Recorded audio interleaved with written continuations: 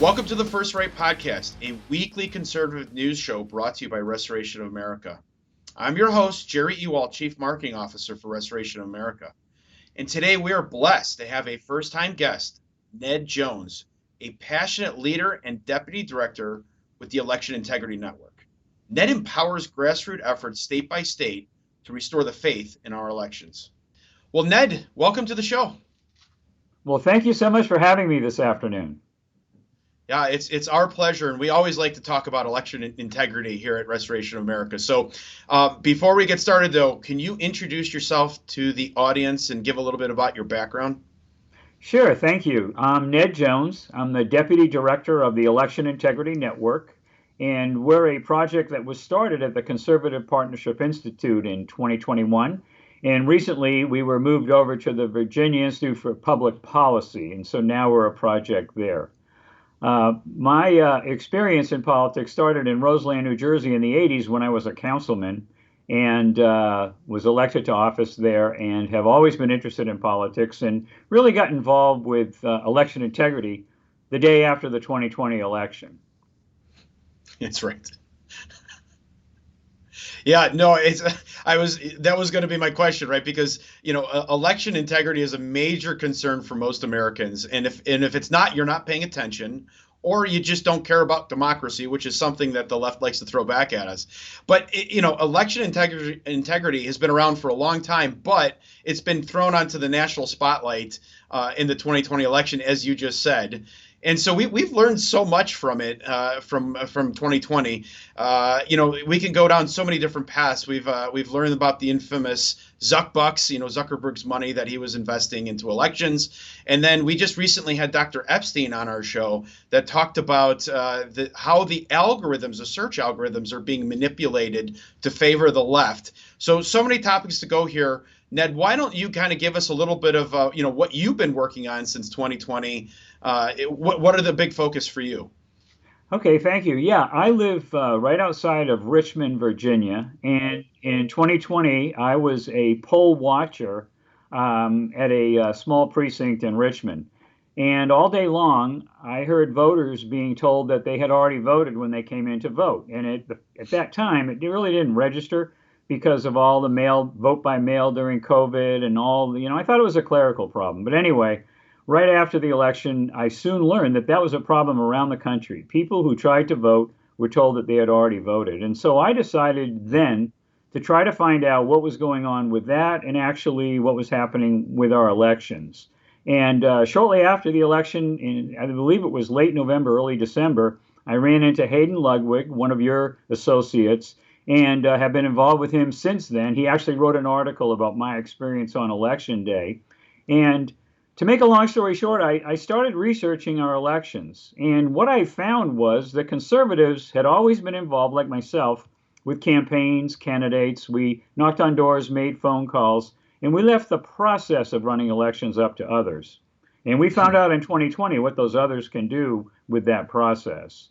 And I also found out during the following year that leftist nonprofit organizations were really the organizations that had infiltrated our election system and were essentially running it for us.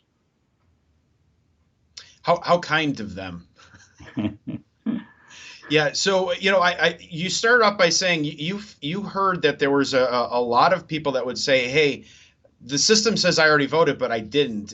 Was that localized to a specific area, or is that across the country you're seeing this?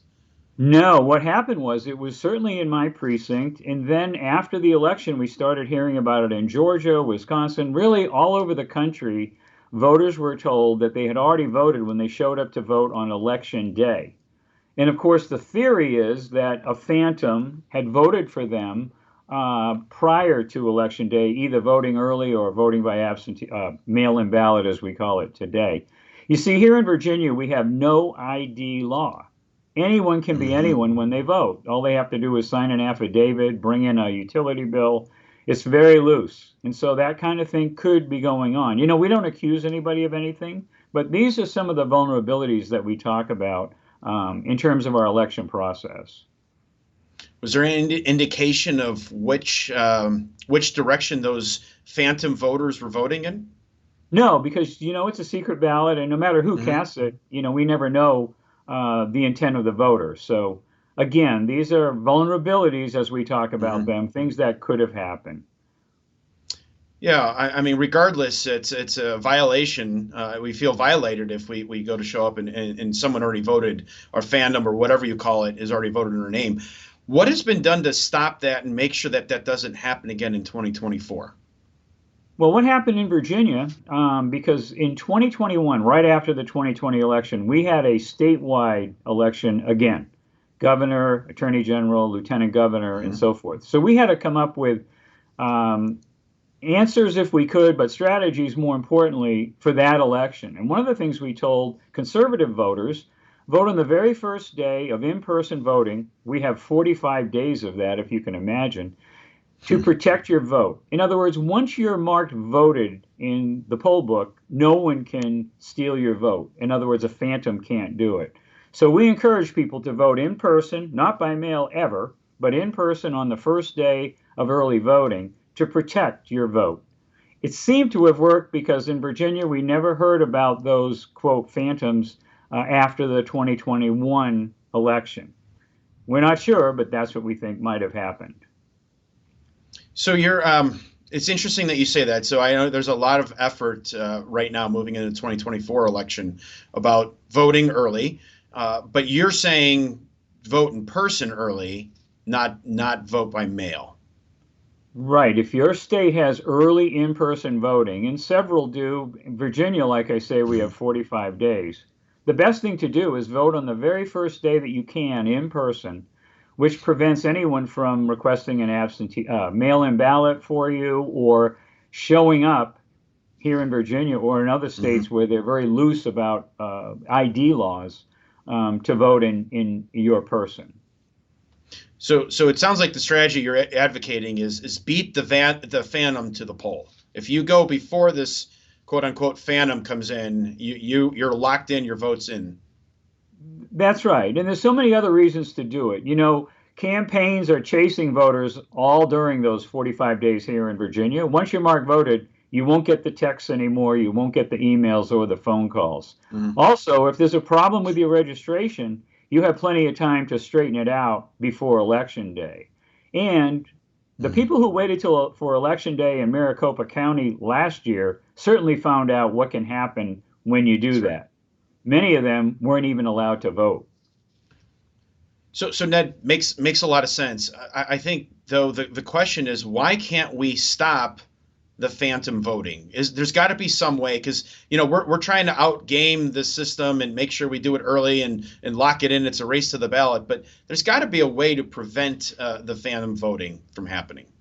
Well, one way would be to clean up our voter rolls finally, because what we're not even talking about is when there's a voter at an address, registered at an address, and the voter's no longer there. They either died, they moved, gotten married, or whatever the reason is. So, number one would be to clean up our voter rolls and only have voters who are at their address on those voter rolls. Now, that's going to be difficult to do because in a lot of states, nothing is being done. But that would be the first step. The other thing is to, have some sort of voter ID laws in place where someone has to prove who they are to vote. I mean, that's as simple. And public polling is massively in favor of that. However, many states no longer have ID, and other states have a very loose ID law. So those are a couple of things that would really stop what could be going on. First part of the strategy, beat the phantom to the poll. The second part is minimize the ability of the phantom to go out and vote, if you will. That's exactly right. Yep. Everything that we see as a vulnerability, and there's a long list of things that the left is up to, we have to try to develop counter strategies to their efforts. And Yeah. that's really what I've been doing since the election of 2020. I think that's so important that you said that, right? Because you get so many people that get so upset and they just say, this is an injustice. I demand justice. Fix this immediately. And I guess what people don't realize is it's not easy to fix. I mean, it's government, it's bureaucracy. There's bureaucratic red tape everywhere you go. So you have to work the system, and that's exactly what you're doing. And you're trying to put laws in place, get things done to again beat the phantom to the poll, and then minimize the ability of the phantom to vote in your place. And I think people really need to understand that, because that's really the only way to fix this problem. Right. And one of the things that happened right after the 2020 election, people were so upset. They wanted to do something. And what we say is, yes, you need to get involved. We need conservatives involved in the process of running our elections. And so I spent 2021 with the Virginia Project and told you a couple of things that we came up with in Virginia to try to mitigate any issues with the election that year. And then early in 2022, I joined the Election Integrity Network, and we've been working on a national basis since then, with our coalitions and local election task forces. Getting citizens involved in the election process is the answer. We need to be there in Mm-hmm. the room, as they say, for our elections. So let's focus in on that. How does the average citizen get involved with the election system to make sure that their vote counts, other people's votes count? Well, I can speak for the Election Integrity Network, and what we've done is we've established around the country now 20 statewide coalitions, which is a gathering of organizations and individuals who are interested in election integrity. And then within that structure, we formed local election integrity task forces. The goal would be to have one of those task forces at every election jurisdiction. Now, that's very optimistic, but we're starting to grow that infrastructure. And what that does is it puts citizens in touch with local election officials. You find out what's going on, you see what they're doing about list maintenance or cleaning up voter rolls, you find out who their vendors are, you find out if they are involved with some of these left-wing organizations that get deeply involved in our election system with election officials. And so the election officials start to understand that there are more citizens who are concerned about our election and willing to help in any way that they can. Number one would be poll workers. We call them election officials here in Virginia, or poll watchers, getting involved in cleaning up the voter rolls and so forth. We think it's citizens' actions that are going to fix our election system. So how do they do that? How do they get more information to be able to join that network? Well, the easiest way is to go to our website, whoscounting.us. That's just WHOS and sign up. We'll be in touch with them. We have introduction to our infrastructure classes. We have 10 other national working group calls every week where we've broken the election process down into its parts. And so people are looking at vulnerable voters, and they're looking at ranked choice voting is a very popular national group that we have now. They're looking at voter roll cleanup. I run a couple of calls. One's called the Citizens Research Project, where we are investigating the left-wing nonprofits. Another one is Vote by Mail and the Postal Service. You know, I call the Postal Service our largest precinct now, and there's been no observation or citizen involvement in that precinct like all the others. So that's something we're looking at and trying to work with them to develop a relationship. Oh, that's a really good point with all the vote by mail right now, right? So very important. And look, I think you touched on a key point. As citizens that are upset about what they're seeing, they're concerned about election integrity, you have an opportunity to get involved, not just complain about it, which, again, not everyone's, there's a lot of great people out there that are getting involved, but this is the time to do something about it. And you're providing them the tools, the resources to actually get involved and do something about it. You know, that's so true. And that's what people say all the time. I traveled all over the country last year. We held summits in 9 states, which is a weekend. Really, it's a training exercise of how you can form a coalition and task forces in your state. We went to the swing states last year, but people all over the country wanted to do something. They wanted to do something now. And the infrastructure that we talk about is a year-round process. It isn't just around election time. It's something that citizens can do year-round, starting tomorrow, as we tell them. And it is very beneficial. It helps the citizens understand what goes on in our elections, where the vulnerabilities are. And it also lets the election officials know that people are watching and they're willing to help out with some of the shortfalls that they have. No, that's fantastic, Ned. So last question for you. What do you think that the left has got planned that we haven't seen yet for 2024? Well, there's a number of things that are going on right now, and I talk about it all the time. The first thing is funding by progressive billionaires. You know, they have all the money, we have all the people, and we can put our people to work and take advantage of that and push back against the money. But they form new groups. There's something called the Alliance for U.S. Election Excellence, and what they're trying to do is organize election offices around the country. It's the same organization that distributed the Zuck Bucks, the Center for Tech and Civic Life. There's also a massive on-campus voter registration. Well, they call it registration. I call it recruitment on our college campuses. It's called the All-In Campus Democracy Challenge. It's run by an organization called the Civic Nation, and that's another one of these left-wing nonprofit entities supported by left-wing donors. They're pushing expanded vote by mail and so forth. You know, Biden won the election in 3 cities. 3 cities were the difference. And that's where we need to concentrate our efforts to be sure that we elect a conservative president in 2024. And so our election integrity summit, coalitions are extremely important in all states, and particularly the swing states. Yeah, I think it's like you said earlier on, it's so important that we understand the tactics that are being used and then we counter them quickly. And again, if anything good came out of the 2020 election, it's that the right has woken up to election integrity issues and they're on top of it. And I know a lot of people will complain and say we're not doing it fast enough.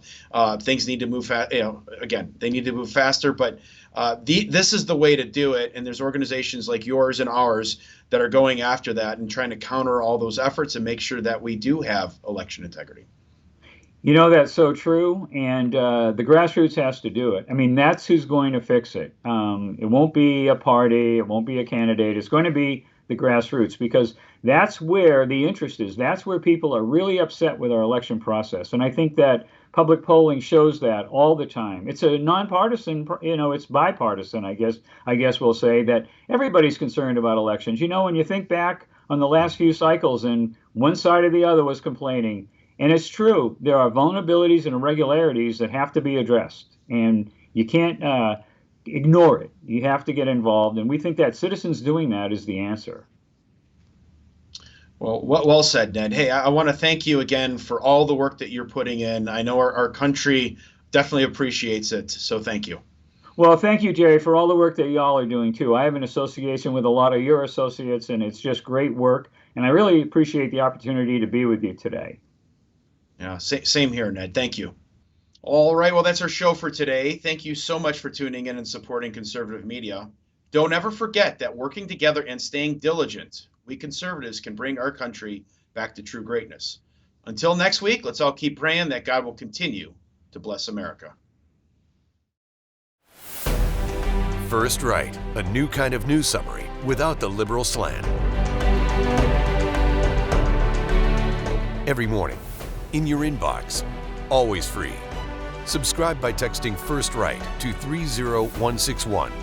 That's First Right, all caps, one word, to 30161.